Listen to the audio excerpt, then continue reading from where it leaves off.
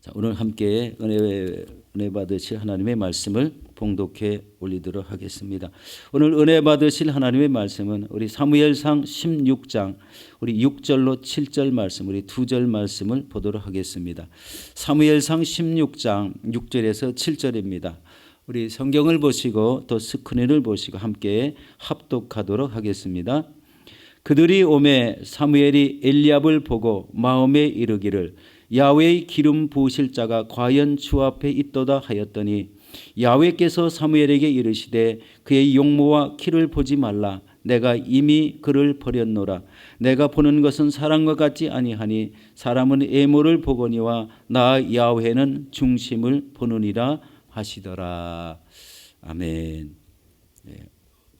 오늘 저는 이 말씀에 의지해서 우리 하나님이 택한 사람이라는 제목으로 은혜를 나누도록 하겠습니다. 여러분, 하나님은 하나님의 일을 하실 때에 어떤 기술이나 무슨 또 프로그램이나 전략이 아니라 하나님 마음에 합한 사람을 택하여 하나님의 일을 해 나가십니다. 여러분 다 믿으시죠?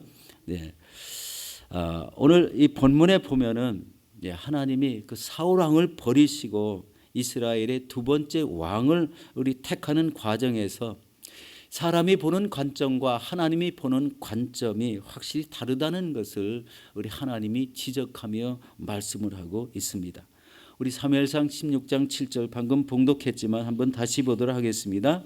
야훼께서 사무엘에게 이르시되 그 용모와 키를 보지 말라. 내가 이미 그를 버렸노라.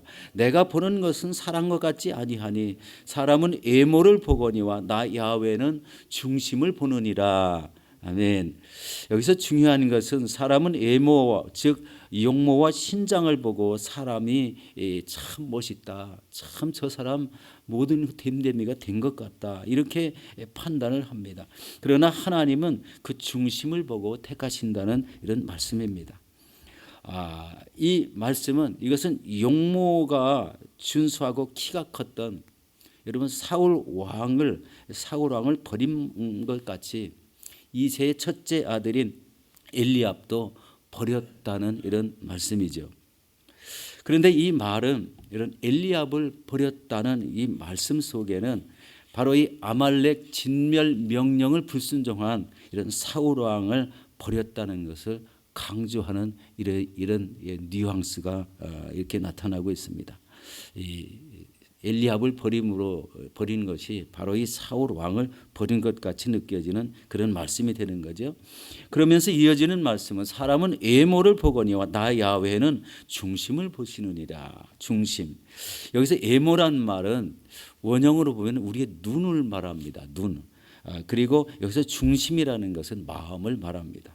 그럼 이 말의 의미는 바로 사람은 눈으로 보고 다른 사람들을 판단하지만 하나님은 그 사람의 마음을 보고 판단하신다라는 것입니다. 하나님은 이새의 둘째 아들인 아비나답도 또 셋째 아들인 삼마도 택하지 아니하고 그리고 이새의 일곱 아들이 다 사무엘 앞으로 지나가게 했지만 그 중에서 그들을 택하지 않았다고 말씀합니다.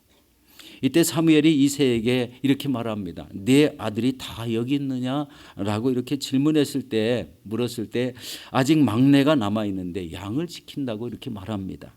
사무엘이 이렇게 말합니다. 사람을 보내어 데려오라. 이렇게 말해서 그 데려온 그 다윗에게 이스라엘의 두 번째 왕으로 기름을 붓는 장면이 오늘 본문의 말씀입니다. 여러분, 이것을 시편 89편 20절에 바로 이렇게 말씀하고 있습니다. 시편 89편 20절입니다. 내가 내 종 다윗을 찾아내어 나의 거룩한 기름을 그에게 부었도다 라고 이렇게 말씀하고 있습니다. 여기서 내가 내 종 다윗을 찾아내었다는 것은 바로 하나님께서 다윗의 마음을 살펴보니 바로 하나님 마음에 합한 사람이었기에 택하여 기름을 부었다는 것입니다. 하나님 마음에 합한 사람. 바로 이 하나님께서는 하나님의 마음에 합한 사람을 구별하여 별도로 세우시는 것을 여기서 보게 됩니다. 바로 오늘 저는 이 하나님이 택하여 쓰시는 사람이 어떤 사람인지 한번 이 말씀을 기준으로 해서 살펴보도록 하겠습니다. 첫 번째, 하나님이 택하여 쓰시는 사람은 이 일찍이 하나님 말씀을 읽고 묵상하는 바로 이런 사람을 택하여 쓰십니다. 여러분, 우리가 새벽을 깨우며 이렇게 하나님 전에 일찍 달려 나옵니다. 달려 나오는 이유는 뚜렷하죠. 하나님을 사모하기 때문에 그렇습니다. 하나님을 사모하고 마음의 결단을 해서 이 새벽 첫 시간에 나와 하나님의 말씀을 듣고 그리고 그 말씀을 묵상하고 또 하나님을 높이며 찬양하는 가운데 우리 하나님의 음성을 듣고 하나님을 만나는 귀한 시간이 바로 이 시간인 줄 믿습니다. 이 첫 시간이 참 중요합니다. 이 마음의 결단하는 순간부터 하나님이 우리와 함께 하시고 바로 우리의 일거수일투족을 하나님이 주시하시는 이런 사람이 되게 되는 것입니다. 이 새벽이 우리 내면의 신앙을 진실되게 다지는 그런 시간이 되는 줄로 믿습니다. 또 우리의 믿음을 더욱더 확고히 하고 매일매일 하나님과 같이 우리 동행하는 이런 참된 시간이 되는 것입니다. 바로 이런 모습이 하나님 보시기에는 합당한 이런 믿음의 자세를 갖춘 사람이 된다는 것입니다. 우리 시편 57편 8절에 바로 이렇게 얘기하고 있습니다. 내 영광아 깰지어다 비파야 수금아 깰지어다 내가 새벽을 깨우리로다. 여기서 비파와 수금은 이스라엘에서 우리 대표적인 악기죠. 하나님을 찬양하는 그런 악기로 사용되었습니다. 내 영광아 깰지어다라는 말은 내 영혼아 깰지어다라는 말입니다. 본래 영광이란 말은 문맥에 따라서 그 영혼이란 말로 이렇게 바꿔 쓰기도 합니다. 이것은 내 영혼이 새벽에 깨어 하나님을 찬양하고 그리고 말씀을 읽고 묵상하는 그 가운데 마음가짐이 나는 하나님을 영광 위해서 살겠다는 이런 다짐이 일어나게 된다는 것입니다. 여러분의 영혼도 매일매일 이렇게 새벽에 깨셔서 더욱더 하나님을 만나는 귀한 시간이 되시기를 바라겠습니다. 이 탈무드의 기록에 보면은요, 다윗은 목동 시절부터 우리 이제 들판에서 양을 우리에 모아놓고 문을 가로막고 침대를 놓지 않습니까? 그 위에 다윗이 자는데 다윗이 이 악기, 이 비파 수금을 좋아했기 때문에 자기 머리맡에 이렇게 위에 걸어놓고 이렇게 잠을 잤다는 겁니다. 그런데 새벽 시간이 되면 이 북쪽에서 불어오는 바람이 세가지고요, 이 걸어놓은 이 악기를 이렇게 울리게 해가지고 그 악기가 울리는 소리를 듣고 새벽에 일찍 다윗이 깼다는 것입니다. 깨서 일어나서 마음을 가다듬기 위해서 악기를 치며 하나님을 높이는 찬양을 했다고 합니다. 그리고 목소리를 크게 높여서 하나님의 말씀을 큰 소리로 읽는 그런 시간이 되었고, 그리고 그 시간에 바로 하나님의 말씀을 읊조리며 묵상하는 그런 시간을 가졌다는 겁니다. 그게 하루도 아니고 이틀도 아니고 그의 그 목동의 그 모든 시절 가운데 바로 이런 삶을 살다 보니까 하나님은 바로 이 다윗을 눈여겨보게 됐다는 겁니다. 이것이 하나님 앞에 합당하게 나아가는 귀한 지름길이라는 거예요. 하나님이 그 삶에 유심히 바라보니까 하나님을 향한 마음만 그 마음에 가득 찼다는 것을 보게 되었습니다. 여러분 마음속에도 하나님으로 가득 채워지는 귀한 시간이 되시길 바랍니다. 이런 일들이 매일 하나님 앞에 반복되니까 바로 이 하나님을 높이고 찬양하고 말씀을 읽고 묵상하는 이런 삶을 사니까 우리 하나님은 그 사람에게 이제 말씀을 주시고 하나님의 은혜를 주시는 그런 모습을 보게 됩니다. 여러분도 이 하나님 새벽전에 나오는 이 시간에 더욱더 정신을 가다듬으시고 주시고 하나님 앞에 집중하시기 바랍니다. 그리고 이 하나님 앞에 집중하면서 우리 마음을 좀 엄격하게 가져야 됩니다. 내 인생은 하나님께 택한 인생이다. 더욱더 하나님을 의지해서 내가 하나님의 일을 감당할 수 있는 이런 힘을 가지리라. 이런 다짐을 할 때 하나님은 힘을 주시고 여러분에게 많은 능력을 부어주시게 될 줄로 믿습니다. 우리 두 번째로 하나님이 택하여 쓰시는 사람은 자기에게 맡겨진 양떼를 생명을 다해 지키는 사람이다 라는 말씀입니다. 우리 사무엘상 17장 34절 35절입니다. 우리 함께 보도록 하겠습니다. 다윗이 사울에게 말하되 주의 종이 아버지의 양을 지킬 때에 사자나 곰이 와서 양떼에서 새끼를 물어가면 내가 따라가서 그것을 치고 그 입에서 새끼를 건져내었고 그것이 일어나 나를 해하고자 하면 내가 그 수염을 잡고 그것을 쳐 죽였나이다. 어떤 면에서 보면 참 이해가 가지 않는 말이 있습니다. 다윗은 나이가 어리지만 자신의 양무리를 성실하게 보살폈다는 말인데요. 참으로 놀라운 것은 사자나 곰이 와서 이 새끼를 물어가면 그 입에서 새끼를 빼냈다. 그리고 수염을 잡고 자기에게 덤비면은 수염을 잡고 이 사자를 곰을 때려서 죽였다. 이렇게 얘기합니다. 여러분, 사자나 곰은 작은 짐승이 아닙니다. 우리 아무리 힘세고 큰 장정이라도 그 사나운 짐승을 이길 수 없는데 바로 이렇게 표현을 했습니다. 엄청난 이런 표현이 아니겠습니까? 이 말씀은요, 이 한 양, 자기에게 맡겨진 양 한 마리를 구하기 위해서 자기 생명도 아끼지 않았다라는 이런 표현을 이렇게 쓴 것 같습니다. 그런데 실제로 이 블레셋 군대가 쳐들어왔지 않습니까? 그런데 블레셋 군대의 대장인 이 골리앗이 너무 크고 그 육체가 너무 어마어마하고 무장한 것이 어마어마하니까 감히 골리앗을 상대할 수 없는 그런 모습을 보고 다윗이 어떻게 합니까? 자신이 나서는 것을 봅니다.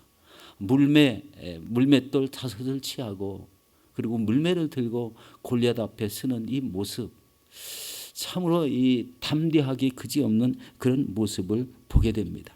그리고 이 소년 다윗이 물매를 돌리면서 이제 골리앗 앞에 나가기 전에 담대하게 말하는 게 있죠. 우리 사무엘상 17장 45절입니다. 우리 함께 보도록 하겠습니다. 다윗이 블레셋 사람에게 이르되 너는 칼과 창과 단창으로 내게 나아오뇨. 나는 만군의 야훼의 이름 곧 내가 모욕하는 이스라엘 군대의 하나님의 이름으로 내게 나아가노라.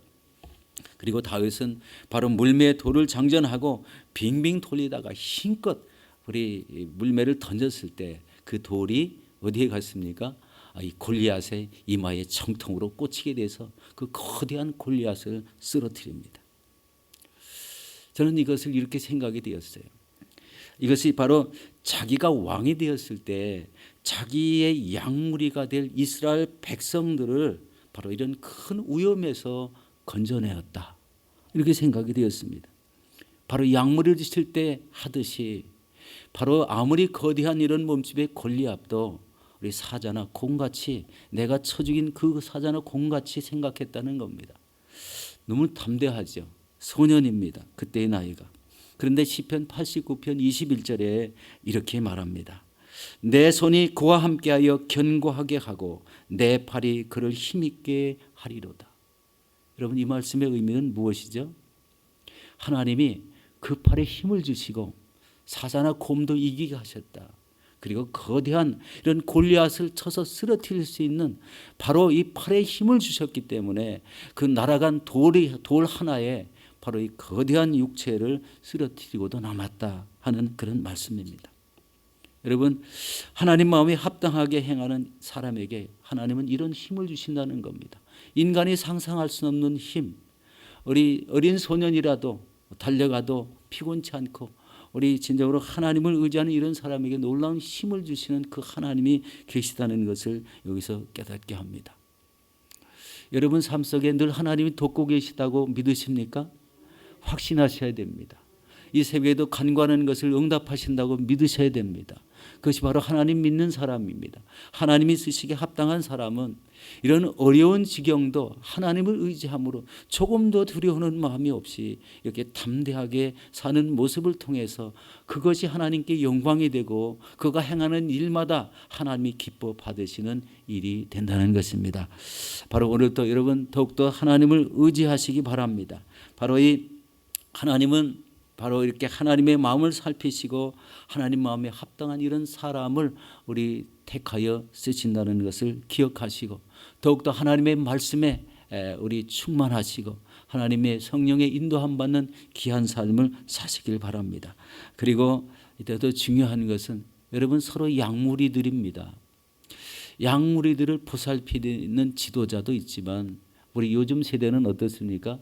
우리 구역 예배나 지역 단합 예배나 소그룹 예배들이 참 많이 이어질 수 있는 세대인데 지금 팬데믹으로 인해서 이게 잘 이루어지지는 않죠.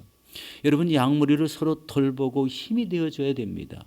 그래야 이 하나님 나라 가는데 지장이 없습니다.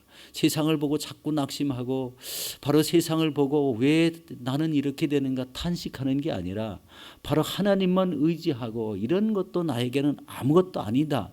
이런 자신감을 가지고 믿음을 가지고 나갈 때 하나님은 바로 그런 모습 속에 영광을 받으시게 되는 것입니다. 여러분 이렇게 양무리를 서로 돌보시고 세워나가시는 저와 여러분들이 되시기를 예수 이름으로 축원합니다.